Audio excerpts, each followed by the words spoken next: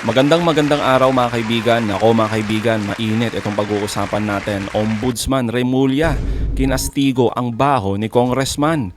Mga kakuntsaba, binulgar. Maka Duterteng Leviste na bisto, kaya pala nagkaso.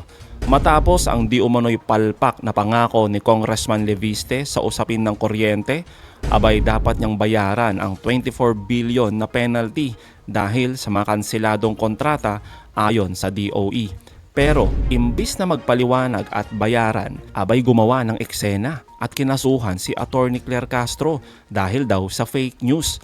Ayon naman kay Attorney Claire, kay Ombudsman Remulla galing ang mga naturang balita, pero buong akala ng grupo ni Leviste na makakalusot siya kay Remulla, abay lalong kinastigo ni Ombudsman itong bagitong congressman na masyadong maingay sa social media at madrama sa harap ng kamera.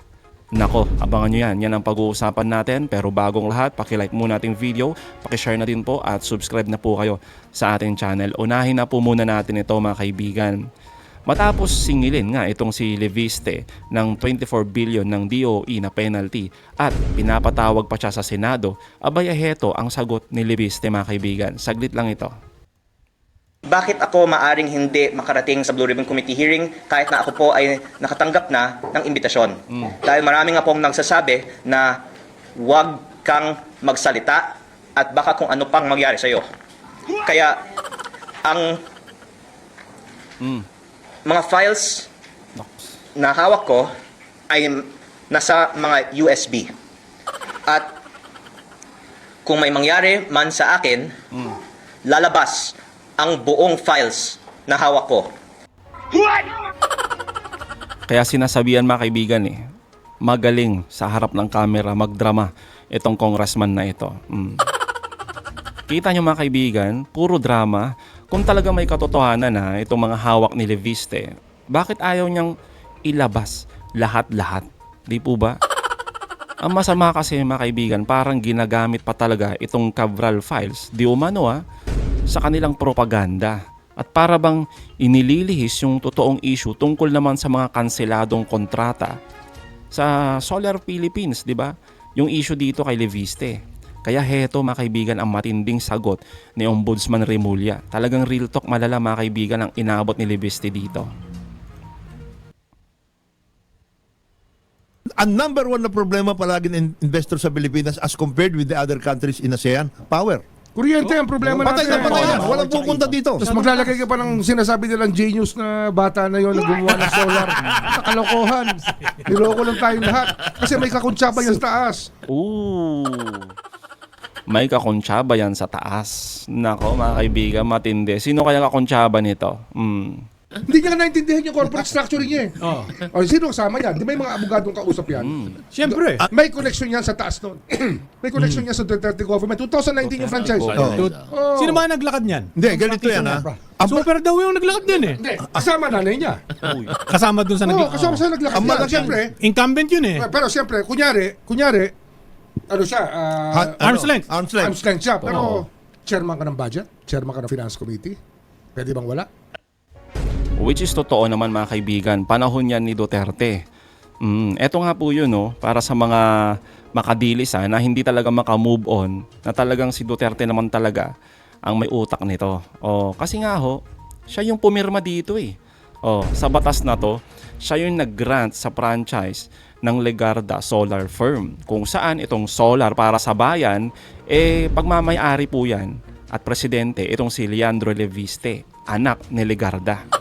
At nung panahon na po yan, itong isa, si Senator Sherwin Gatchalian, yung isa sa humaharang po dito kasama yung ilang mga business groups. Pero, kahit anong gawin nila mga kaibigan, walang nangyari.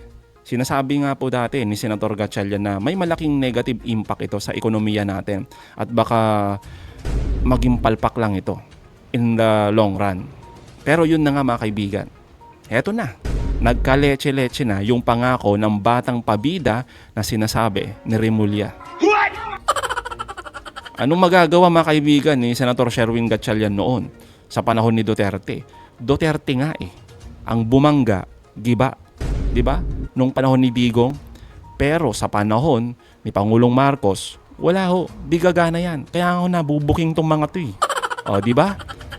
Kaya nga, yung naratibo nila na bakit namin i-impeach si Sara Duterte, sabi ng mga iilang congressman, wala naman daw nahuhuling big fish pagdating sa issue sa korupsyon sa flood control projects. Nako mga kaibigan, sa totoo lang mga kaibigan, matagal na pong may nahuli. Yung pinaka big fish pa nga yung nahuli sa panahon ni Pangulong Marcos. Actually, nasa dahig nga Di po ba? Tuloy natin to.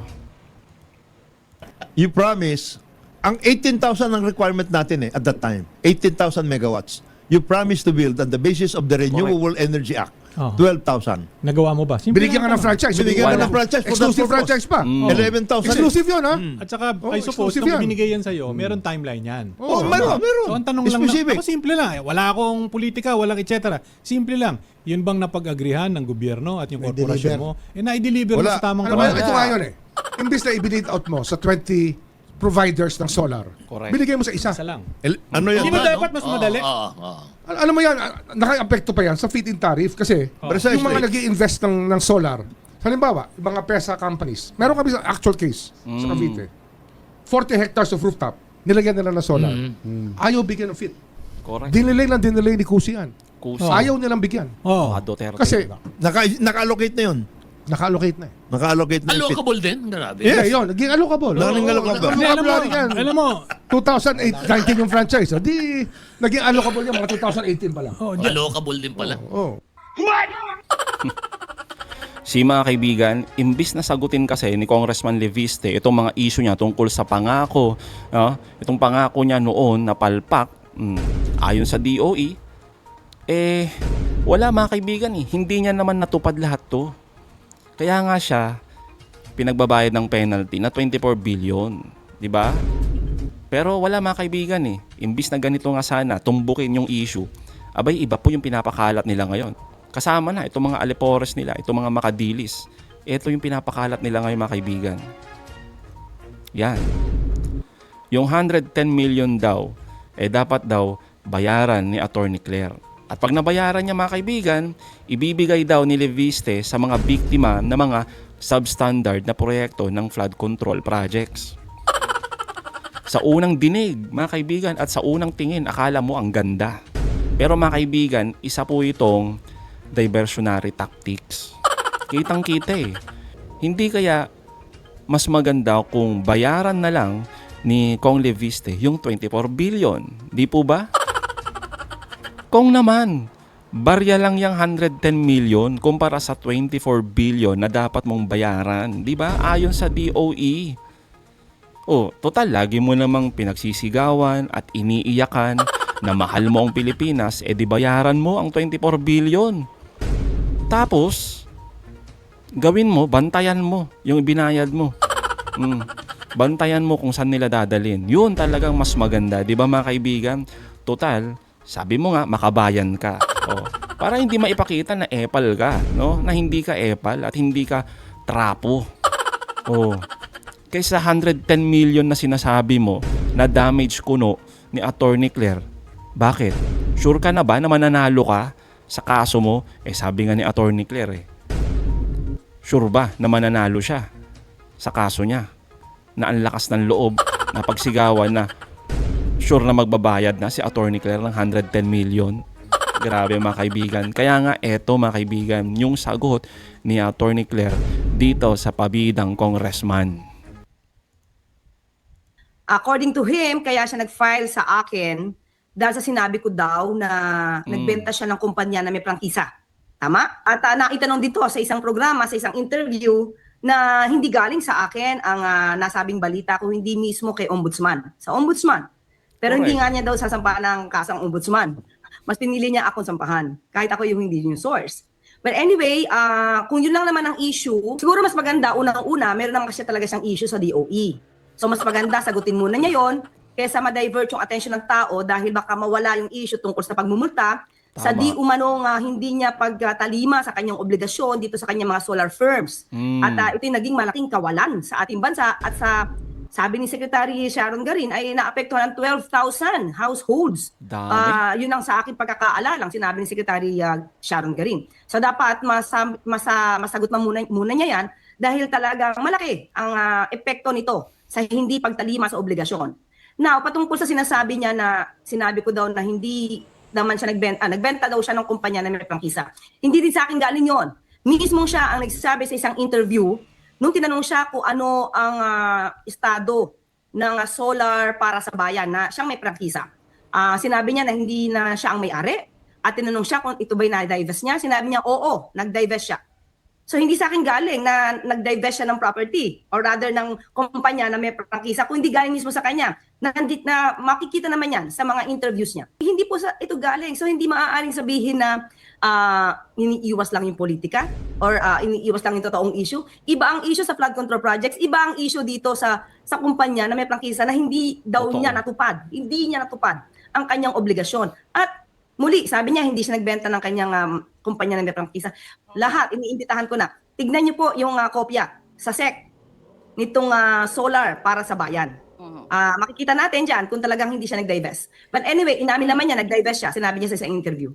Sabi niya, hindi niya na makakasuhan si Ombudsman dahil daw kaibigan ng nanay niya at ginagalang niya. So does it mean ba na dahil hindi ako kaibigan ng nanay niya at hindi niya ako ginagalang, ako yung pipiliin niya? So sinisingle out niya ako. Alam nyo mga kaibigan ha, dito nyo makikita ang ugali ng isang trapo. 'Di ba? Trapong-trapo talaga ng mga politiko. Oo. Yung padrino system, palakasan, basta kaibigan, kaalyado, abay protektado. Kahit palyado, abay sige lang. Oo. Pero mga kaibigan, pag mga maliliit na isda, 'di ba? Tapos yung mga katulad ni Attorney Claire, ito yung ginagawa nilang sangkalan, no? Para paraan nila para ilihis yung kanilang mga kabalbalan. Ba? Ganito po kasi yung mga trapo na mahilig mag-twist ng mga naratibo, 'di ba? Ay nako. Nakakatakot yung mga ganitong mga kaibigan, mga politiko talaga eh. Harap-harapan galing sa bunganga nila, 'di ba? Hindi mo kakasuhan yung isa dahil kaibigan ng nanay mo, kaya ito na lang. Si Claire Castro na lang, 'di ba? Kahit mahina naman yung mga akusasyon nila, samantalang sila mga kaibigan, lehitimo na problema ng bayan. Pero ayaw nilang harapin. Parehong-pareho sa amo nila. So parang ako yung ayaw niyang pagsalitain. Well, in the first place, lahat ng aking na-content, base naman din sa news. Correct. At nagre-react lang tayo at ine-explain ko sa mga viewers natin yung legal implication nito. Pag may prangkisa ka, paano mo binenta, at kung kailan ka may conflict of interest. Kasi lumalabas dito, siya pa ay parte ng SPNEC. And I believe, kung hindi tayo magkakamali dyan, ang SPNEC ay also still engaging, no, and transacting with the government. So ang tanong dyan, may conflict of interest ba siya being a congressman and still owns 18% dun sa SPNEC? No, I mean, it is a legal question. Alam nyo mga kaibigan, kahit hindi ka naman talaga aral, no, o edukadong tao mismo talaga, mga katulad, kunwari, nilalabiste, di ba? Hindi mo rin kailangan maging abogado o congressman para maintindihan yan. Siyempre, napakasimple lang yan mga kaibigan. Isa kang congressman. Tapos, meron kang shares sa isang kumpanya kung saan yung kumpanya na yan nakalink pa mismo sa gobyerno. So, anong tawag doon? Di ba mga kaibigan? May conflict of interest nga. Pero, eto na nga yung sinasabi ng iba na wala daw. Syempre, galing yan sa mga makadilis. Syempre, mga supporter ng pabidang congressman. Well, anyway, kahit po walang nag-vlog, nasa news po yan. Totoo naman. Mainstream pa po. So, papaano niyo po masisisi sa akin kung ang naglabas po nito ay ang Ombudsman at ang Department of Energy? Ipinaliwanag sa lahat ng mga news network, no? Kung paano ba ang nangyari at ano ba yung liability ng Solar Philippines na pag-aari. 99% pag-aari pa, di umano, base sa record po ng DOE, pag-aari pa po ito ni Congressman Libiste. So bakit sa akin niya ituturo kung mismo ang source ay Department of Energy at ang Ombudsman? Well, totoo naman, di ba mga kaibigan, yung sinasabi dito ni Attorney Claire Castro. Alam nyo po, ang pagsasampa kasi ni Libiste ng kasong libel laban kay Yusek Castro ay malinaw na mukhang taktika ng pananakot. Kung matatakot si Yusek Claire naman dito. Hindi po kasi ito paghahanap ng katotohanan eh. Kaya kapag ang isang tao na may issue sa pananagutan ay mas inuuna yung pagsasampa ng kaso kaysa sagutin ng paratang, natural lang na magtanong ang publiko. Gusto ba niya busala ng mga bumabatikos sa kanya? Yun po yun eh, di ba? Sa halip na linawin kung bakit kailangan niya magbayad ng 24 billion, ang ginagawa niya ay ilihis ang diskusyon papunta sa legal intimidation. Ano yan mga kaibigan eh? Classic move ng mga taong ayaw humarap sa totoong issue. At alam natin na maraming ganyan. At isa na nga dyan, yung kanilang idol na si Sara Duterte. Di ba? Attack the messenger, not the message. Ganyan yung lagi nilang ginagawa mga kaibigan. Di ba? Kaya nga mga kaibigan tama lang yung sagot dito ni Attorney Claire Castro at ni Ombudsman Remulla. Kaysa unahin ni Leviste ang iba, lalo na kung ito'y halatang propaganda, abay mas maganda siguro na unahin niya na bayaran at sagutin ang mga pangako niya sa taong bayan. Di po ba? So mga kaibigan, anong masasabi niyo patungkol dito? Comment down below. Again mga kaibigan, huwag niyo kalimutan, i-like at i-share itong mga videos. Hanggang sa muli, kita-kita ulit tayo mga kaibigan.